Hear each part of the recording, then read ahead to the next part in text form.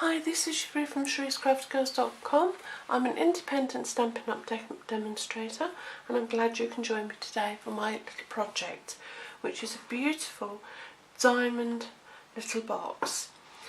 This one has a lid that comes off completely, and this one, which I will do in another video, has a top that just pops straight in.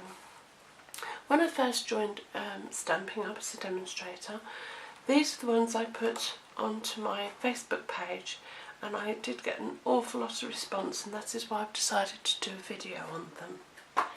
So you're going to need 2 pieces of cardstock, one that measures 8.5 by 3 1/4, that's for the main body of the box, and one that is 3 inches square, and that is for the lid.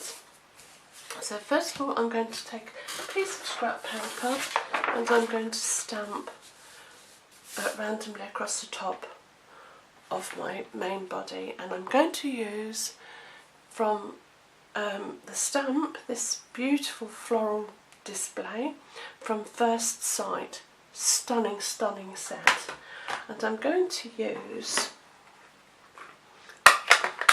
the stamping pad Cherry Cobbler, again a very pretty colour.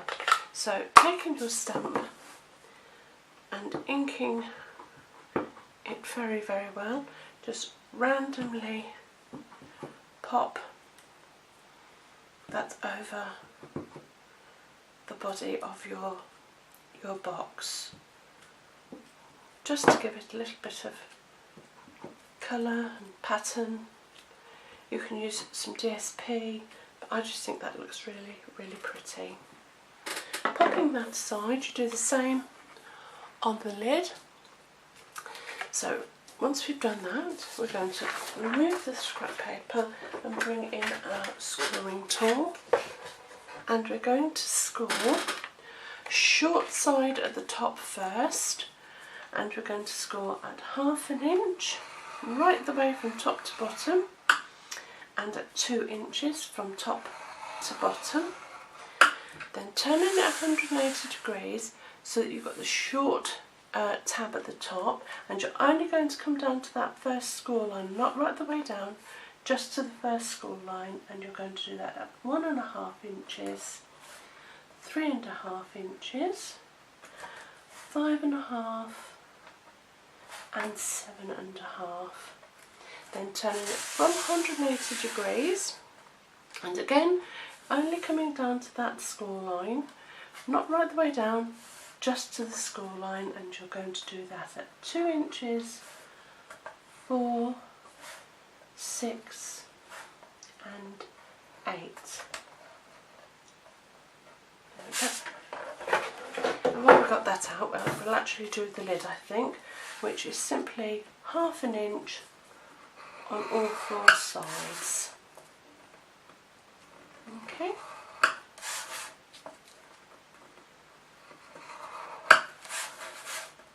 And then that's most of the scoring done.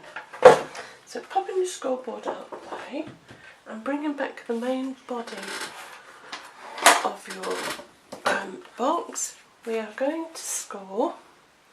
Now, I don't know how well you can see that. Can you see that? I don't know, the light's not very good, is it?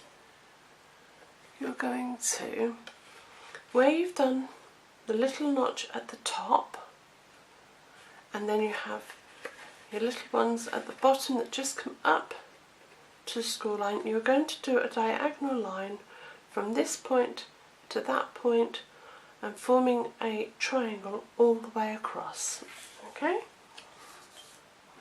Now let's bring you back down a little bit. I hope that's enough. So taking your scoring tool from point there to the top point, all the way back down to that score line, coming back up to that score line, this score line to that score line, and back up and back down back up to this score line here, and then to the end. Okay, there we are. Pop those aside. You are now just going to, the light's not very good in here, is it? I'm very sorry. So we're going to fold over the full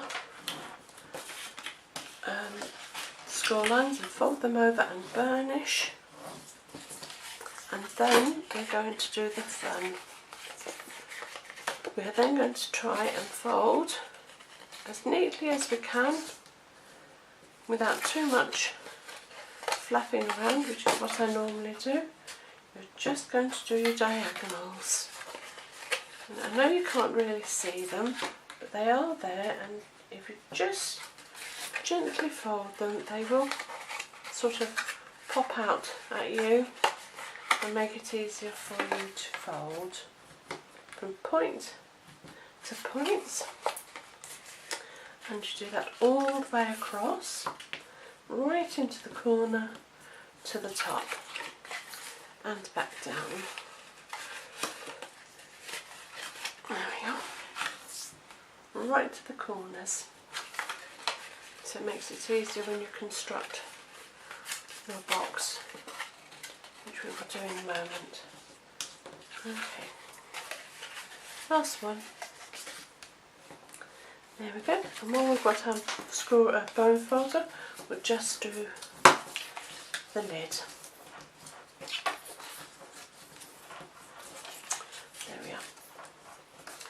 So I'm going to just pop the lid on my ink. Taking our scissors, we are going to cut up the thicker tab, and we're just going to cut up there because that's what makes the base of our box. And when we come to the end one, we just remove that rectangle, and there we are. And on this little piece section here, we're going to put some sticky tape, fast fuse or snail. Pop that across, and then removing the backing and bring the two sides together nice and neatly, so they're nicely adjoined. And there, as you can see, is the top of our box, and then we just excuse me, where this one is the back, so we bring these two in and we'll put tape on both of those. So a little piece on there, and the same on the opposite side.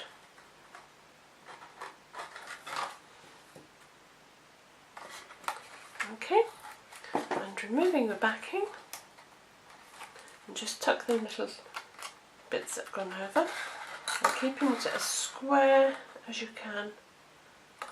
Bring in that one and do the same on the opposite side, as square as you can. And there's the base of your box, and there is the top. Doesn't that look lovely? And to make the lid, you simply cut a notch in your little squares at the side, and do the same on, oh goodness,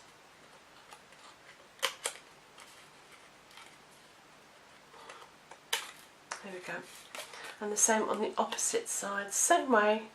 Cut up the score line, notch, cut up the score line and notch, and I think I'm going to use, excuse me, a bit of snail just on those little corners.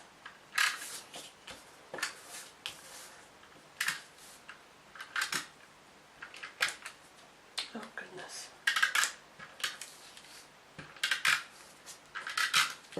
I am making it look hard work, aren't I?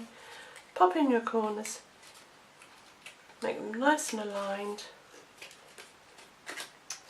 all 4 sides, and there is the lid to your box.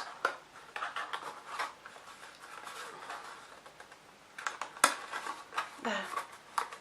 And I think just to make it a little bit prettier, I'm going to take a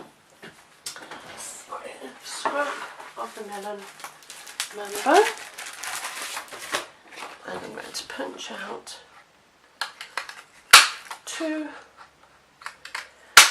little flowers from the petite petals, and with a glue dot